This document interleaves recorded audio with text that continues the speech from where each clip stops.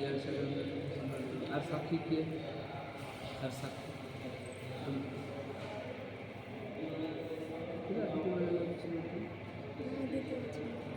तुम्हें साक्षी और साक्षी तो दे देता तो फिर फोटो उठा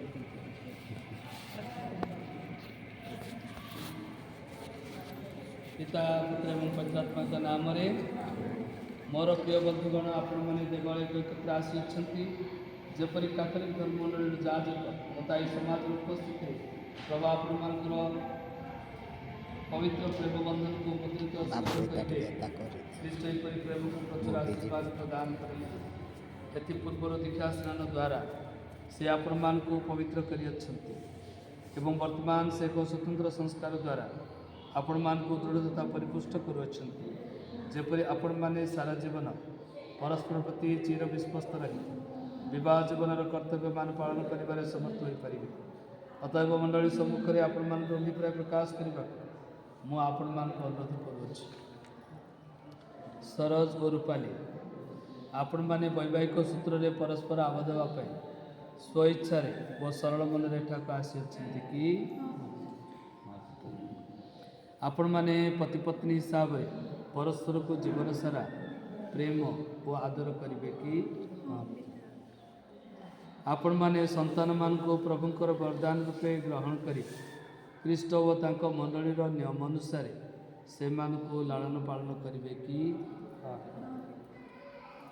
आपण माने वैवाहिक बंधन रे आबद्ध होगा इच्छा करुच्छन्ति तेबे आपण मानकर डाहाण हाथ मिलाई ईश्वर और मंडली सम्मुख में सम्मत प्रकाश करते समाज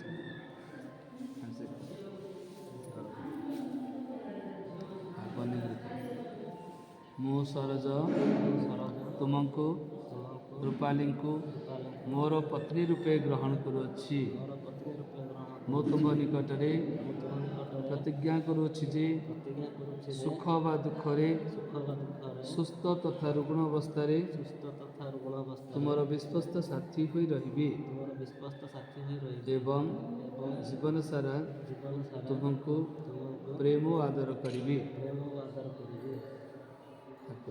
मु रूपाली तुमको सरजन को मोर पति रूपे ग्रहण करुच्ची मु तुम निकट में प्रतिज्ञा करुच्ची जे सुख व दुख सुस्थ तथा रुग्ण अवस्था तुमर विश्वस्त साथी हो रही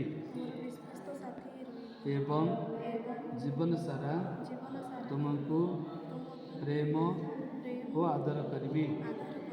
आपण माने मंडली सम्मुख में सम्मति प्रकाश करियच्छन्ति प्रभु सदैव होई आपण मानकर सम्मति को सुदृढ़ करी आपण मान को सकल आशीष प्रदान करंतु ईश्वर जहाँ संयुक्त करियच्छन्ति ता मनुष्य विच्छिन्न न करू।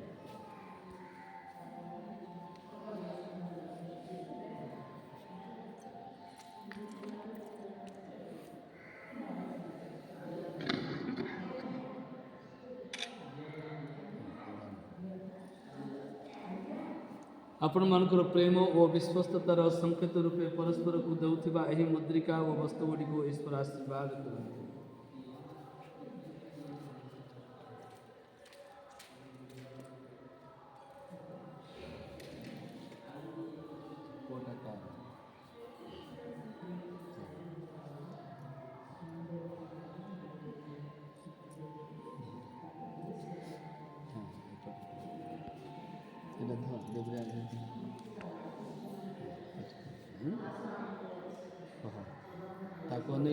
तू कौन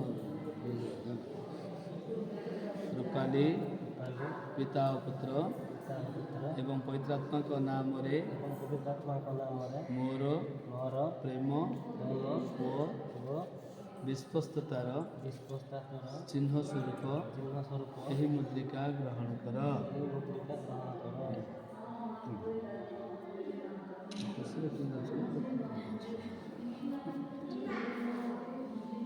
सरोज पिता पुत्र एवं पवित्रात्मा का नाम रे मोर प्रेम ଓ ବିଶ୍ୱସ୍ତତାର ଚିହ୍ନ ସ୍ୱରୂପ ଏହି ମୁଦ୍ରିକା ଗ୍ରହଣ କର।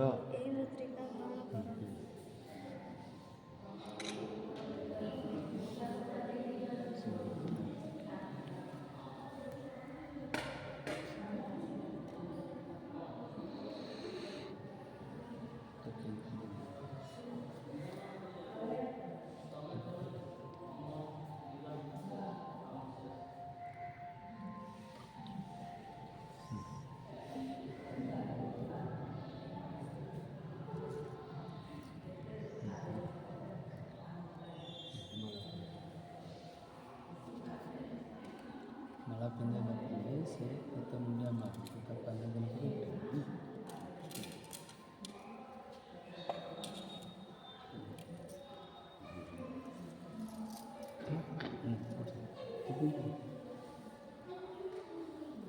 ଆସନ୍ତୁ ପ୍ରିୟ ଭାଇ ଓ ଭଉଣୀମାନେ, ଏହି ଦମ୍ପତିମାନେ ବର୍ତ୍ତମାନ ବୈବାହିକ ଜୀବନରେ ଆବଦ୍ଧ ହୋଇଅଛନ୍ତି। ଆମେ ସମସ୍ତେ କରତାଳି ଏବଂ ହୁଳହୁଳି ଦ୍ୱାରା ସେମାନଙ୍କୁ ଅଭିନନ୍ଦନ ଜ୍ଞାପନ କରିବା।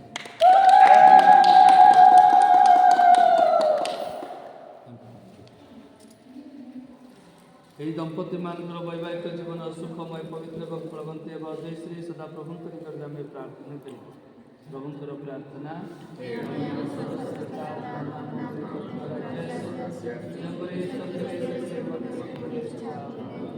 जब काम का दिन पर महाप्रभु में से प्रेम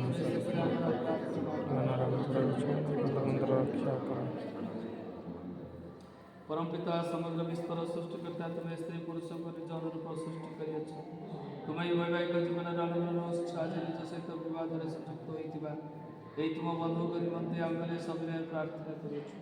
प्रभु पति को तुम कल्याण प्रचुर भाव में प्रदान जेपरी एमाने तुम दान ही वैवाहिक जीवन में प्रेम एकत्र जापन करेंगे और संतान मान द्वारा मंडली वृद्धि करेंगे। संतान मान देखा सुजोग लाभ करेंगे। प्रभु सुख समय मैंने तुम स्तुति करंतु, दुख समय तुम संधान करंतु, परिश्रम तुम सहायता पाई आनंदित हूँ। अभाव समय तुम्हें जैसे मान साथ साथ रोच या से मैंने अनुभव करंतु। निश्चय मंडली सह तुम निकट में प्रार्थना करंतु। संसार में तुमको साक्षात दिंतु एवं दीर्घ जीवन लाभ करेंगे। उपस्थित बंधु मान सहित स्वर्गधाम में प्रवेश करूँ। आम मान प्रभु जीशु ख्रीष्ट मध्यस्थता आमर सविनय निवेदन। पिता ईश्वर आपण मान पारस्परिक प्रेम संयुक्त रखु एवं ख्रीष्ट शांति आपण मान तथा आपण मान गृह सर्वदा रहो। आमेन।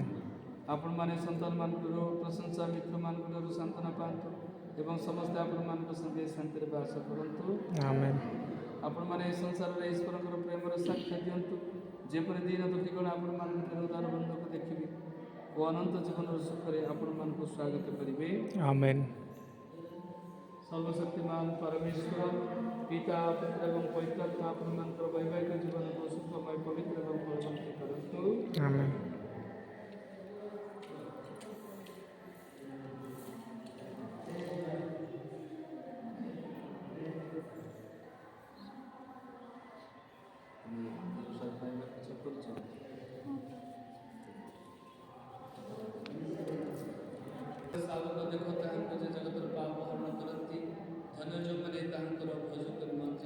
हे प्रभु तुम्हें जमग्र प्रवेश कर से योग्य नुहे पदमत को प्रभु मोर आत्मा सुस्थ हे।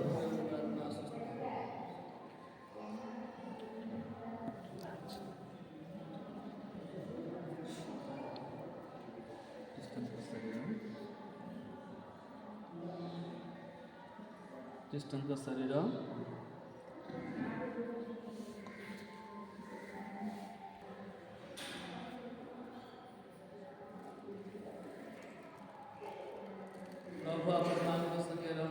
एवं आपण आत्मा संगे रहंतु।